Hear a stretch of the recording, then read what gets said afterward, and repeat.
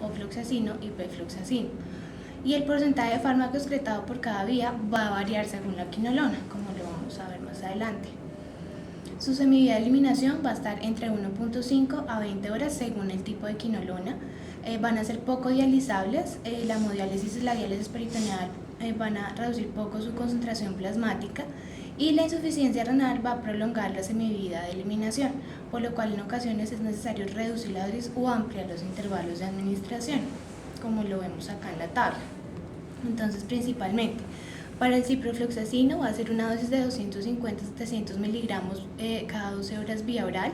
Vamos a ver que en insuficiencia renal leve y moderada no van a requerir ajuste, pero en la grave sí ya van a requerir ajuste. Se va a dejar la misma dosis, pero se va a espaciar a cada 24 horas. En el gatifloxacino vamos a encontrar entre 200 a 400 cada 24 horas y va a necesitar ajuste tanto en insuficiencia renal moderada como en grave, en donde la vamos a espaciar 200 cada 24 horas. En cuanto al levofloxacino, de 500 miligramos de vía oral o IV, y va a requerir ajuste en todas, leve, moderada y grave. En la leve de 250 pero cada 24 horas, en la moderada 125 cada 24 horas y en la grave 125 cada 48 horas. En cuanto a moxifloxacino y norfloxacino, van a ser dosis de moxifloxacino 400 miligramos cada 24 horas vía oral. No va a requerir ajuste en ninguna de las insuficiencias renales, ni leve, moderada ni grave. Es una ventaja el moxifloxacin, ¿no?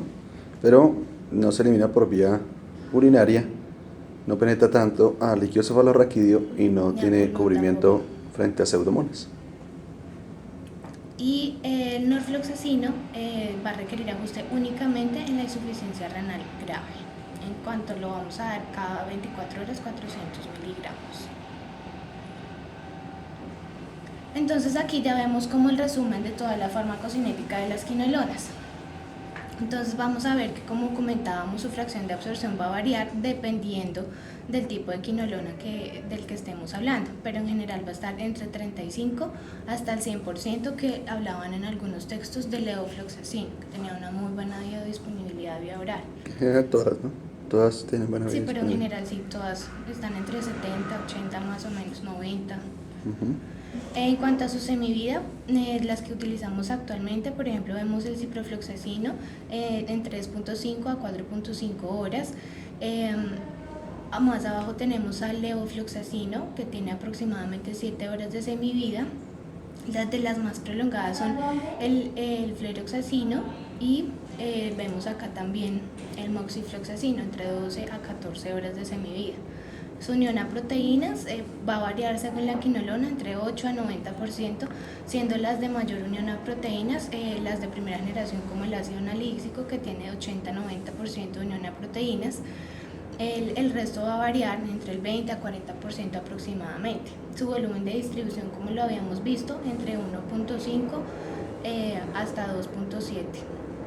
Y la eliminación que va a ser en orina, principalmente por filtración glomerular, como lo veíamos, que va a ser en su mayoría. En cuanto a farmacodinamia, entonces tenemos que su actividad bactericida es concentración dependiente, es decir, que su acción va a ser más rápida con una Cmax más alta, especialmente en inóculos bacterianos altos. El pico obtenido y secundariamente pues el área bajo la curva van a tener relación directa con el éxito clínico de la quinolona, independientemente de que su concentración caiga posteriormente debajo de la concentración inhibitoria mínima. Esto de lo que nos habla es de un efecto posantibiótico de las quinolonas. Son pico dependiente, o mejor, concentración dependiente y área bajo la curva dependiente, que tienen alto tiempo de posantibiótico. Sí, exacto. Tienen un efecto de hasta aproximadamente 3 horas de posantibiótico. Hablaban en los diferentes artículos. El objetivo farmacodinámico al utilizar pues, las quinolonas es lograr una relación de Cmax-MIC o área bajo la curva MIC muy alta. Entonces se recomienda por esto el uso de dosis altas espaciadas. La razón entre área bajo la curva y MIC va a ser que la vamos a ver efectiva, va a ser entre 125 a 150. Esto va a lograr una erradicación en aproximadamente 7 días. y razones de área bajo la curva MIC mayor a 250 van a lograr lisis bacterianas extremadamente rápidas en aproximadamente 1.9 días. En cuanto a la penetración intracelular, entonces vamos a ver que esa penetración, acumulación y localización en el interior celular son parámetros farmacocinéticos que han adquirido gran importancia. Se va a poder para cuantificar el grado de penetración de un antimicrobiano usar una relación que se llama concentración intracelular extracelular. Y para las quinolonas este cociente va a variar entre 2 a 28 dependiendo del tipo de célula y la quinolona de la que estemos hablando. En esa penetración intracelular van a existir 4 mecanismos principales: fagocitosis, difusión, gradiente de pH y el transporte activo dependiente de energía. Para el eofloxacino y ofloxacino van a penetrar en los polimorfonucleares por transporte activo. Esto va a estar relacionado con los aminoácidos y va a requerir viabilidad celular, una temperatura de 37 grados centígrados y energía. Para el ciprofloxacino y esparfloxacino van a ser mediante transporte pasivo, y la penetración de las quinolonas pues va a ser generalmente un proceso muy rápido, no saturable y va a ser reversible. Van a ser rápidamente liberadas cuando se transfieren a las células a un medio sin quinolona y van a tener más o menos una retención intracelular de 5 a 40%. Esto varía pues según la quinolona.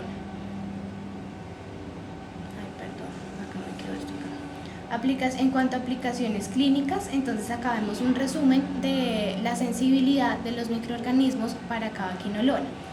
Entonces vamos a ver acá algunos importantes como el estafilococo aureus sensible a meticilina, en donde va a tener más acción levofloxacino, gatifloxacino, moxifloxacino. En cuanto a streptococo pneumoniae, van a tener más acción levofloxacino, gatifloxacino y moxifloxacino igualmente. En cuanto a gram negativos, vamos a ver que la actividad va a aumentar a partir de ciprofloxacino y todas ellas tienen una muy buena actividad frente a todos este tipo de gram negativos, a las enterobacterias. Y en cuanto a pseudomonas, vamos a ver que los que van a tener más actividad son ciprofloxacino, gatifloxacino y moxifloxacino. Ya para los otros microorganismos atípicos, vamos a ver que, por ejemplo, para el Mycobacterium tuberculosis van a iniciar su actividad a partir de ciprofloxacino. Generalmente las de primera y segunda generación no tienen muy buena actividad contra los atípicos, como pues lo habíamos dicho ya previamente. En cuanto a indicaciones clínicas, pues estas son como las más utilizadas en infecciones del tracto urinario. En ETS acá hablaban específicamente de Neisseria, las infecciones gastrointestinales, infecciones respiratorias y en menor medida infecciones osteoarticulares de piel y tejidos blandos e infecciones intraabdominales y pélvicas. Entonces, ¿en qué lo puedo encontrar en cuanto a aplicaciones clínicas que lo usemos dentro de la clínica? Entonces, en cabeza y cuello están indicados para otomastoiditis. Acá la veíamos como alternativa, ciprofloxacina 400 miligramos cada 12 horas. También en algunos artículos la hablaban en la otitis maligna por pseudomona. En eso también se utilizan las quinolonas como primera línea. En la parte pulmonar, en empiema adquirido en el hospital, va a ser quinolona con macrólido, pero también tener en cuenta en la parte pulmonar, cuando los pacientes son alérgicos a beta-lactámicos, está o el macrólido o las quinolonas, pues ya como final etapa para su uso en la parte pulmonar. En la parte gastrointestinal, diarrea severa adquirida en la comunidad, donde vamos a tener ciprofloxacina 500 vía oral cada 12 horas. El absceso hepático, cuando es múltiple, se va a combinar con metronidazol. En piel y tejidos blandos, el pie diabético con úlcera que no esté severamente enfermo, en donde vamos a tener la clindamicina más la ciprofloxacina. En infección urinaria baja en hombre joven, sobre todo para llegar a próstata, que era lo que hablábamos, que como se distribuían bien en ese tejido, la podríamos utilizar pues sospechando prostatitis en el hombre joven. Importante acá en lo de prostatitis, el número de días a tratar, son 28 días. En infección urinaria alta, cuando es complicada, también tenemos como alternativa a las cefalosporinas la ciprofloxacina 200 miligramos IV cada 12 horas cuando el paciente es alérgico. En cuanto a efectos adversos, entonces tenemos una incidencia muy baja de 8 al 10% y la mayoría va a ser de carácter leve. En gastrointestinales, que son las más frecuentes, van a haber náuseas, vómito, diarrea, hiporexia, dispepsia y dolor abdominal. Esto se da por alteración de la flora normal gastrointestinal. Las segundas en frecuencia son las neurológicas, que pueden ir desde muy leves como mareo y cefalea hasta graves como convulsiones, reacciones maníacas o psicóticas, pero esto también tenerlo en cuenta que sobre todo en personas con enfermedades del sistema nervioso central previas como epilepsia, tumores cerebrales, aterosclerosis, hipoxemia cerebral, las alteraciones metabólicas. Esto porque se da por un antagonismo sobre receptores pre y postsinápticos del GABA. Ahí me faltó el GABA. Esto se da ya que las quinolonas van a desplazar el GABA de su receptor y van a hacer que haya una estimulación del sistema nervioso central aumentada. En esta unión a los receptores pues está fuertemente relacionada con la posición 7, en la posición 7 con la cadena de piperacina de las quinolonas, por lo cual pues van a haber algunas más frecuentes. Este es el orden en el que generalmente aparecen pues las reacciones neurológicas, en donde trovafloxacino es el que tiene la mayor incidencia de reacciones neurológicas, seguido de pefloxacino, ciprofloxacino, levofloxacino, que es el que menor penetración tiene el sistema nervioso central, por lo cual va a tener menor neurotoxicidad. Importante, ¿no? El paciente anciano también se referencia, por eso si quinolonas en el anciano no utilizamos casi. Las siguientes en efectos adversos en frecuencia son las reacciones de hipersensibilidad cutánea con un 0.4 a 2.2%. Van a ir desde eritema, urticaria, prurito generalizado, angioedema, vasculitis y reacciones anafilácticas que realmente describían que eran muy raras. Esta va a estar relacionada principalmente a la fotosensibilidad que algunas tienen. Esta depende de la descomposición de radicales libres que se forman bajo la acción de los rayos UVA y va a estar relacionada sobre todo con los sustituyentes de la posición 5 como el metil y en la posición 8 que ya lo hablábamos, los halógenos como el flúor y el cloro, que por eso se han ido sustituyendo en esa posición C8 por un grupo metil para que sea menos frecuentes los efectos de fotosensibilidad. Las más involucradas son el esparfloxacino y el omefloxacino. En estos casos se recomienda evitar la exposición al sol durante el tratamiento y hasta 5 días después de que se finalice para evitar estos efectos de hipersensibilidad cutánea. Otros efectos adversos, la taquicardia y hipotensión por liberación de histamina, hablaban que era un efecto dosis dependiente. Otros efectos importantes son la afectación del cartílago de conjunción, en donde pues como las quinolonas son ácidos orgánicos van a producir artropatías con erosión irreversible en algunos casos del cartílago y derrames que no van a ser inflamatorios en diferentes articulaciones. Esto nos va a conducir finalmente a anomalías esqueléticas y que son más frecuentes cuando hay un uso prolongado de quinolonas. Por eso es que se evita su uso en niños en periodo de crecimiento, en embarazo y en lactancia, por la afectación del cartílago que produce pues a futuro deformidades esqueléticas. Otro efecto adverso que también mencionaban era la rotura tendinosa, que era más frecuente en el tendón de Aquiles, que se da aproximadamente entre 15 a 20 casos por cada 100.000 tratamientos. Esto va a ser de mayor riesgo en pacientes mayores de 50 años, que es otra razón por la que después de cierta edad se prefiere no uso de quinolonas, aparte pues de las reacciones adversas neurológicas. Sobre todo en quinolonas de primera y segunda generación, cuando hay terapia con esteroides o artritis reumatoide. Esos son como los efectos que también precipitan junto con el tratamiento de quinolonas. Va a haber toxicidad directa en las fibras tendinosas, que no va a ser dosis dependiente y va a depender ya de la susceptibilidad individual del paciente. En cuanto a su resistencia, entonces vamos a ver que pues debido al elevado uso que se ha hecho de las quinolonas en los últimos años ha llevado a un incremento constante de su resistencia bacteriana. Van a haber 4 mecanismos principales de resistencia a quinolonas. El primero son las mutaciones en los genes que codifican las enzimas diana, la ADN girasa, la topoisomerasa 4. El segundo es la disminución en la acumulación de quinolonas por expresión disminuida de las purinas, que son las que pues, nos van a ayudar a que esa quinolona atraviese la bacteria, o por sobreexpresión de enzimas de expulsión activa, de sistemas de expulsión activa, perdón. Las otras ya son menos frecuentes, como la resistencia mediada por plásmidos y la transferencia de fragmentos de genes de la subunidad A de la ADN girasa o de la subunidad C de la topoisomerasa.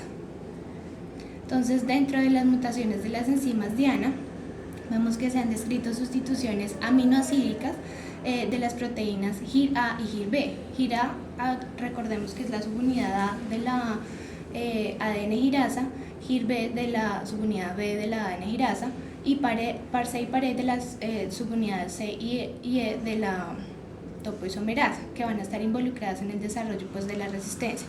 Lo que vemos acá es los sustituyentes aminoácidos de GIR-A, GIR-B, par-C y par-E, en donde pues, se cambia el aminoácido que normalmente debe tener, por ejemplo acá alanina a valina, y esas son las alteraciones de las enzimas que nos van a dar la resistencia a las quinolonas. Estas son las más frecuentes. Y tenemos que GIR-A o par-C sean o no la diana primaria de las quinolonas, depende del microorganismo en cuestión y de la quinolona específica. Entonces, para microorganismos gram negativos vamos a hablar que GIR-A va a ser considerada como la diana principal, es decir, la ADN girasa. Y para gram positivos sería par-C, es decir, la topoisomerasa 4, que era lo que me preguntaban la vez pasada, que si todos actuaban en ADN girasa y si todos actuaban en topoisomerasa 4, depende del microorganismo. Entonces, para los gram negativos va a ser más en la subunidad de la ADN girasa y para gram positivos en la subunidad C de la topoisomerasa 4. Eso va a ser la acción de ellos. Pero algunas quinolonas como el moxifloxacino van a presentar la misma afinidad por ambas enzimas, ADN girasa y topoisomerasa 4.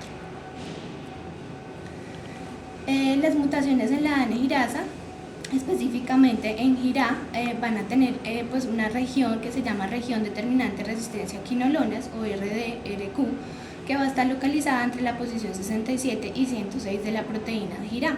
La más frecuente va a ser la que es en posición 83, en donde serina se va a cambiar por alguno de estos aminoácidos, leucina, triptófano, alanina o valina, y va a conducir a una moderada resistencia a fluoroquinolonas y resistencia alta a ácido enalidíxico.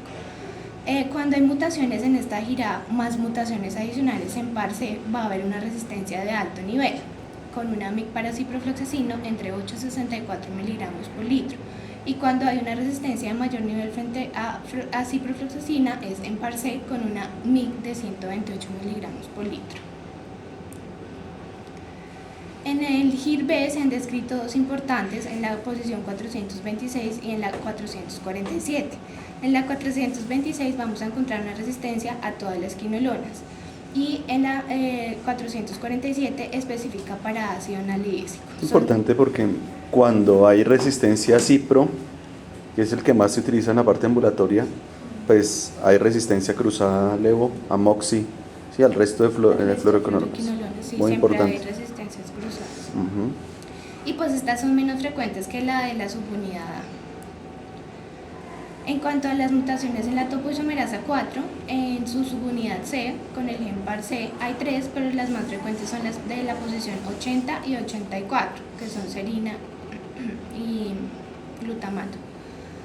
El desarrollo de la resistencia de alto nivel en gram negativos va a requerir una o dos mutaciones en la par-C más una doble mutación en la GIR-A.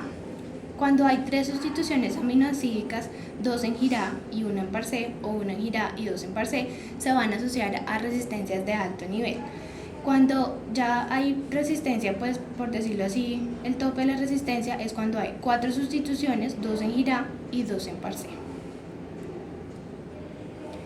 En el par-E, hablaban que su papel en el desarrollo de resistencias parece ser irrelevante y hasta la fecha solamente se ha encontrado una sustitución en la posición 445 de una cepa mutante de E. coli.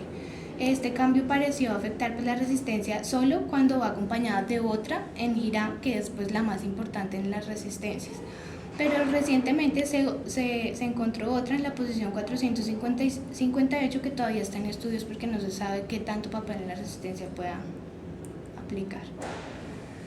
En cuanto a la disminución de la acumulación de la quinolona, va a estar dada por dos factores: la disminución en la permeabilidad bacteriana a las quinolonas o por sobreexpresión de los sistemas de expulsión activa.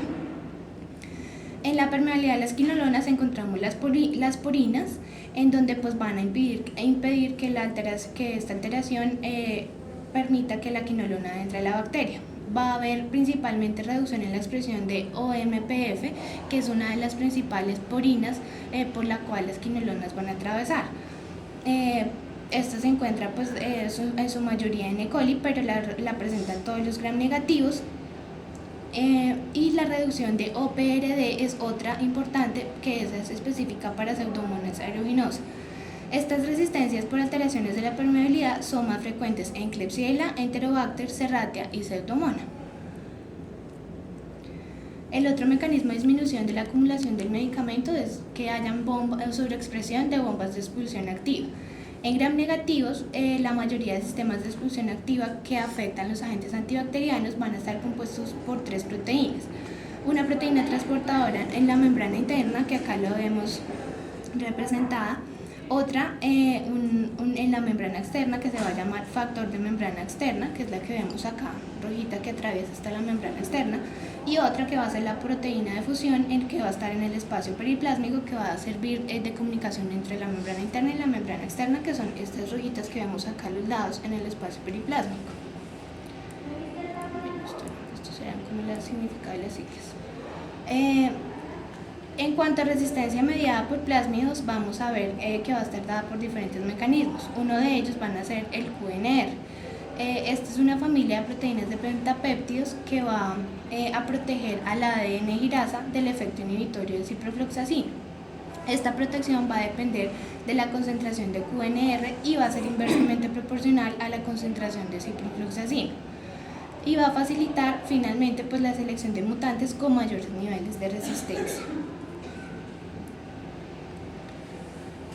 La otra es la AAC6'LBCR, que va a codificar para una enzima, que es la aminoglicósido acetiltransferasa, que va a conferir una susceptibilidad disminuida frente a ciprofloxacino por una N-acetilación que va a ser en su grupo piperacil. Esta va a actuar de manera activa para generar resistencia, y cuando QNR junto con esta AAC están presentes en la misma bacteria, el nivel de resistencia se incrementa 4 veces más que cuando solo se presenta QNR. Va a ser también responsable de resistencia a aminoglucósidos, kanamicina, amikacina y tobramicina. Y finalmente la QEP, que va a codificar una bomba de expulsión activa y va a ser responsable de resistencia a quinolonas hidrofílicas como norfloxacino y ciprofloxacino. Y ya para terminar, la transferencia de fragmentos de los genes de GIRA y PARC, que va a estar descrito únicamente en neumonía y virions, y lo que van a hacer estos es que van a incorporar vía transformación fragmentos de los genes de la GIRA y del PARC. Importante en las quinolonas, sobre todo ciprofloxacina, 1, no utilizarla en infección urinaria ambulatoria. 2, su uso intrahospitalario en la mayoría de los hospitales está restringido, controlado, por 2 aspectos. 1, genera beta-lactamasa de espectro extendido. 2, genera estafilococo metino resistente adquirido en la comunidad. Y 3, adicional, generan resistencia cruzada entre las fluoroquinolonas y en algunos casos aminoglucósido. Entonces, digamos que son buenos medicamentos, pero bien controlados, a pesar de que algunas guías internacionales como las guías ITSA las recomiendan en muchas infecciones, casi en todas. Nosotros en nuestra parte no las recomendamos tanto, las recomendamos, como tú lo mencionaste en la exposición, en ciertas infecciones o segunda, tercera elección. Hay una cosa importante, es que prolongan también el QT y se ha visto arritmias secundarias al uso de fluoroquinolonas.